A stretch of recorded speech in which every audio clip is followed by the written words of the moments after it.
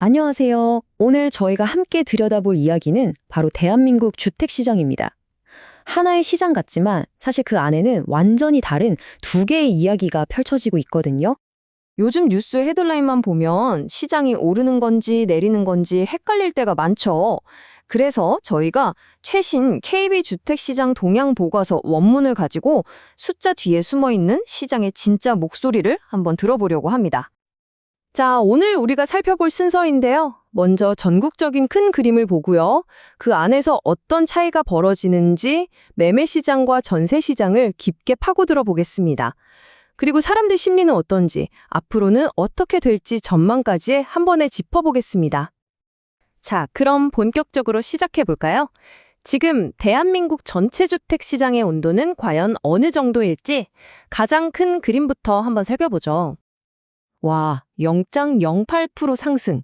이 숫자만 딱 보면 시장이 거의 멈춰 있네? 이렇게 생각하기 쉽죠. 근데요, 이건 정말 거대한 빙산의 일각일 뿐입니다.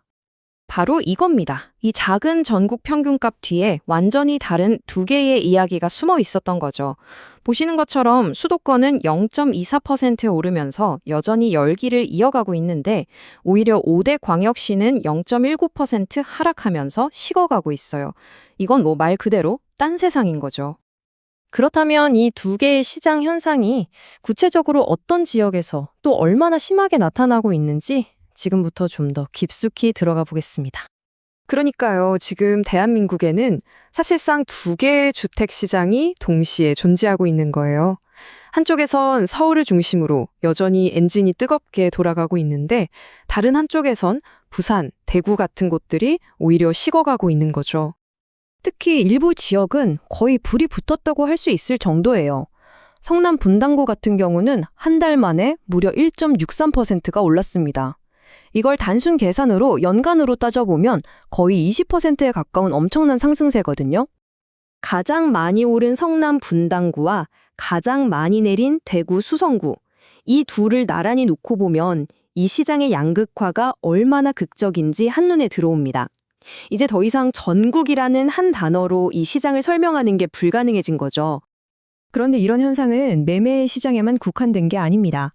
한국 주택 시장의 또 다른 아주 중요한 축이죠. 바로 전세 시장에서도 비슷한 압력이 느껴지고 있습니다. 아시다시피 전세는 월세 대신 큰 보증금을 내는 한국의 독특한 임대 방식인데요. 이 전세 가격의 흐름을 보면요, 실제 사람들이 느끼는 주거 압박이 어느 정도인지, 그리고 이게 앞으로 매매 시장에 어떤 영향을 미칠지 엿볼 수 있거든요. 자, 전세 시장도 전국 평균은 0.09% 상승, 매매 시장이랑 비슷하죠. 하지만 역시나 여기서도 현미경을 들이대면 전혀 다른 세상이 펼쳐집니다. 또 나왔습니다. 역시나 수도권이 전체 상승을 이끌고 있죠. 이건 무엇을 의미할까요? 바로 사람들이 살고 싶어하는 지역으로 임대 수요가 얼마나 강하게 몰리고 있는지를 아주 명확하게 보여주는 증거라고 할 수 있습니다. 이런 수요 쏠림 현상은 서울 강동구 같은 곳의 전세가를 한 달에 1% 넘게 밀어 올렸고요. 반대로 대구 남구에선 전세가가 오히려 떨어졌습니다. 어디에 사느냐에 따라서 세입자들이 체감하는 시장 상황은 정말 하늘과 땅 차이라는 얘기죠. 자, 지금까지는 가격이라는 객관적인 데이터를 봤는데요. 이번에는 시장에 참여하는 사람들의 마음속, 즉 심리를 한번 들여다볼까요? 지금 시장을 얼마나 뜨겁게 혹은 차갑게 느끼고 있을까요? 매수 우위 지수는 일종의 힘겨루기 지수라고 보시면 돼요. 집을 사려는 사람과 팔려는 사람 중에 지금 누가 더 많은지, 누가 주도권을 쥐고 있는지를 보여주는 거죠. 100이 딱 균형점입니다. 그런데 전국 지수가 35.6입니다. 기준선인 100에 한참 못 미치죠. 이 말은 즉, 시장에 집을 팔고 싶어 하는 사람은 많은데 사려는 사람은 정말 찾기 힘들다는 뜻이에요. 완전히 매수자 우위 시장인 겁니다. 잠깐만요. 가격은 오른다면서 시장 분위기는 이렇게 차갑다고요? 좀 헷갈리시죠?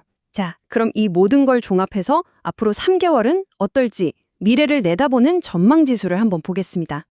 전국 전망지수가 101.6, 기준선인 100을 아주 살짝, 정말 간신히 넘었어요.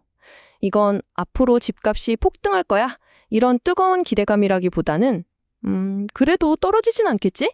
하는 아주 조심스러운 분위기라고 봐야 합니다. 그리고 바로 이 지점에서 오늘 우리가 계속 이야기했던 두 개의 시장 이야기가 다시 한번 확인됩니다. 보세요. 서울과 울산에서는 앞으로 오를 거다라는 기대가 아주 높은 반면에 광주와 대구에서는 오히려 떨어질 거다라고 보고 있죠. 미래에 대한 생각마저 이렇게나 다른 겁니다. 오늘 우리가 함께 살펴본 데이터가 말해주는 건 아주 명확합니다. 더 이상 하나의 대한민국 주택시장은 없다는 것. 서울을 포함한 일부 지역은 계속해서 앞서 나가는데 다른 지역들은 그 뒤에 남겨지는 이 현상. 과연 우리는 서로 다른 길을 가는 두 개의 시장을 마주하게 될까요? 오늘 이 분석이 여러분이 계신 곳의 시장을 이해하는데 조금이나마 도움이 되었으면 좋겠습니다.